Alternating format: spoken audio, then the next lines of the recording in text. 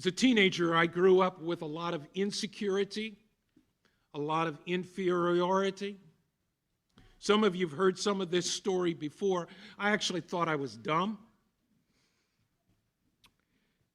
And it wasn't until my junior year of high school when our Latin teacher came in and said, well, I've just gone through all of your records and looked at your IQs. That was back in the day when we thought IQ was everything. And you all have a high enough IQ to get into medical school. And for the first time in my life, I realized I wasn't dumb. I lived with so much insecurity and inferiority. There was another monumental moment in my life. I was a fifth grader, a child born out of wedlock without a dad. And in the 1950s and the 1960s, it wasn't like culture today. Everybody else had a dad but me.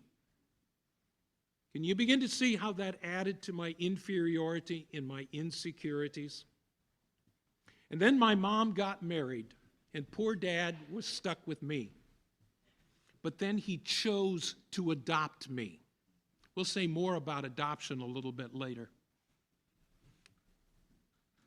He didn't have to adopt me, but he did. Kids, you ever get together and play games and choose up sides? Anybody do that? Still do, right? Anybody been the last person chosen? That doesn't feel good, does it? No. You take him. We don't want him.